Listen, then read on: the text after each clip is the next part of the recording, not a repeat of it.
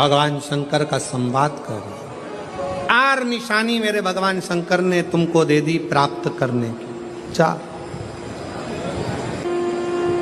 शंकर भगवान से मिलने की 4 निशानियां सामने आती हैं। जब आप शिव महापुराण की कथा सुनते रहते हो, शिव जी के मंदिर जाते, 1 लोटा जल चढ़ाते, शंकर का भजन करते करते साल निकलते चले गए। साल। 4 निशानी मेरे भगवान शंकर ने तुमको दे दी प्राप्त करने की। 4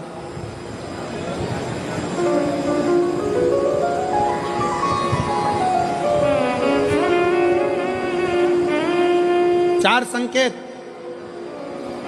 शिव मिलने के, शिव समागम के, शंकर को प्राप्त के।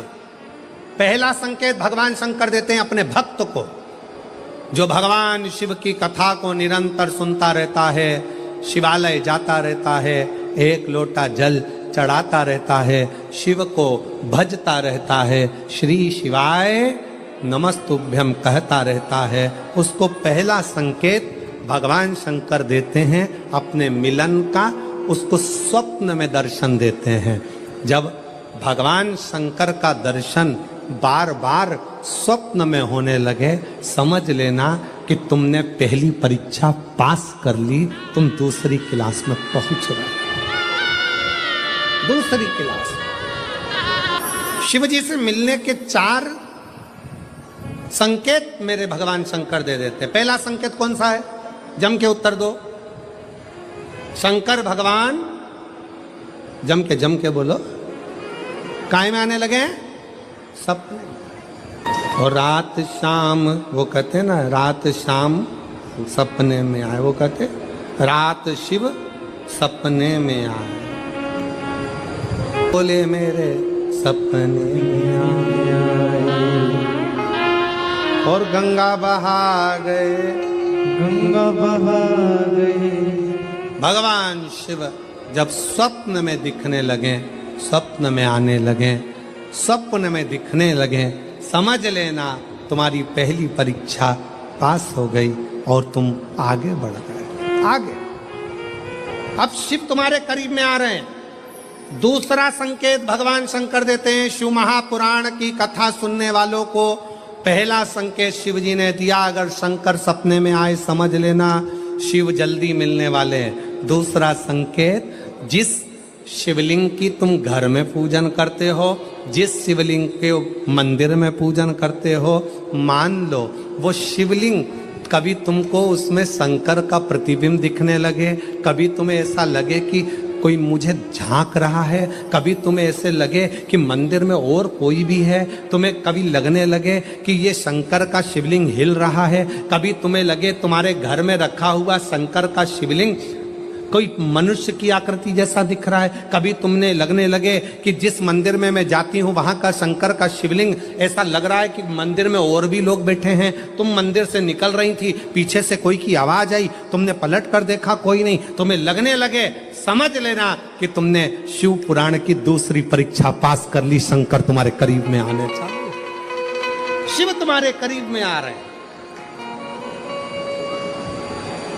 करीब। और शिव महापुराण की तीसरी परीक्षा, शंकर संकेत देते हैं मिलन का संकेत। पहला संकेत स्वप्न, दूसरा संकेत अपने इष्ट मूर्ति का हलचल, और तीसरा संकेत जब आप कुछ सोचो और वैसा की वैसा ही तुम्हारे साथ 2 दिन या 5 दिन में हो जाए, समझ लेना कि तीसरा संकेत दे दिया, मतलब शंकर अब तुरंत मिलने वाले हैं। तुमने सोचा, अपने बेटे से कहा, देख बेटा मत कर ऐसा, ऐसा करेगा तो उसके साथ ऐसा हो जाएगा। बेटी मुझे लग रहा है कि ये काम गलत है, बेटा तू ऐसा कर ले, ऐसा हो जाएगा। संकेत तुम्हें मिलने लगे और तुम्हारी विवेक, तुम्हारा एंटीना, तुम्हारी बुद्धि, तुम्हारा चित्त प्रबल हो जाए, समझ लेना कि शिव मिलने वाला। संकेत शिव। तीसरे नंबर का संकेत भगवान शंकर देते हैं, जब आप शंकर के मंदिर में जाकर बैठो या अपने पूजन के स्थल पर जाकर बैठो और शंकर जी से आप बात कर रहे हो और उसका जवाब शिव देना प्रारंभ कर दें, संकेत में देना चालू कर दे, समझ लो शिव मिलने वाला। चौथा संकेत, अब चतुर्थ नंबर का संकेत, और ये संकेत नहीं, ये शिव का मिलना है। जब ये 3 परीक्षा पास हो जाती है तो चौथे नंबर की परीक्षा पास करने की जरूरत नहीं पड़ती है। दुनिया के लोग कहते हैं कि भगवान आते हैं, 2-4 घंटे रुकते हैं, सब झूठ है। भगवान एक क्षण के लिए आता है और तुम्हारे सामने आकर तुम्हारे सामने से निकल कर चले जाता है और तुम्हें महसूस करा देता है कि मैं तेरे सामने आया था और निकल कर चले गया, तुम मुझे पहचान नहीं पाया। आता है, आए।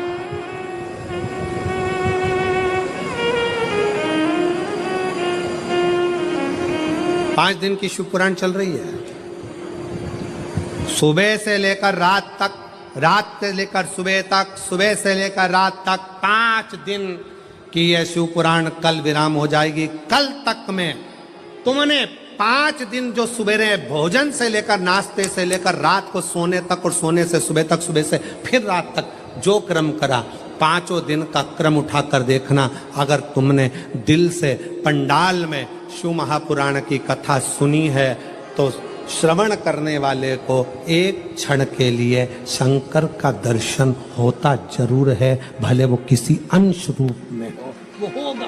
जब ये शिव का लोक है, शंकर का लोक है, तो जब हम हृदय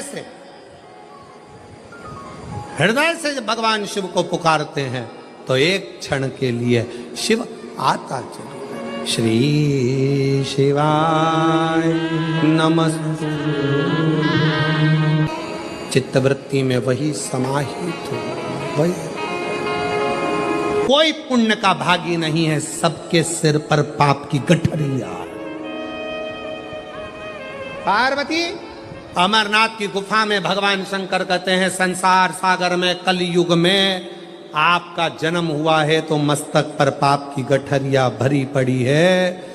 कोई तुमसे कहे कि हमारा श्राप लग जाएगा, बद्दुआ लग जाएगी, ये लग जाएगा, वो लग जाएगा, दुनिया के लोग तुम्हें डराएंगे, धमकाएंगे। डरने की जरूरत नहीं है। संसार सागर में कोई दूध का धुला हुआ नहीं है। शिव पार्वती से कहते हैं, संसार में वही श्रेष्ठ है जो शिव की आराधना में डूबा है और शंकर के मंत्र का स्मरण कर रहा है। पाप सबके माथे पर है। 4 स्थान पर हर व्यक्ति से पाप होता है। पहला, झाड़ू लगाते समय छोटे जीव मर जाते हैं, पाप माथे चढ़ जाता है। दूसरा, वस्त्र धोते समय, नहाते समय छोटे छोटे जीव मर जाते हैं, उसका पाप माथे चढ़ जाता है। तीसरा, अग्नि जलाते समय, भोजन बनाते समय, लाइट जलाते समय छोटे छोटे पतंगे मर जाते हैं, उसका पाप माथे चढ़ जाता है। चौथा, अपने घर से चलकर जब हम कहीं जाते हैं, अपने पांव के नीचे छोटे छोटे जीव मर जाते हैं, उसका पाप माथे चढ़ जाता है। 4 स्थान पर हर व्यक्ति से पाप होता है। प्रत्येक व्यक्ति के मस्तक पर पाप बंधा रहता है। पर सुन पार्वती, जो प्रतिदिन शिवालय में जाकर 1 लोटा जल शंकर को समर्पित करता है, वो धीरे धीरे पाप से मुक्त होकर मेरा अपना होते चले जाता है और वो संसार सागर से मुक्त हो जाता है।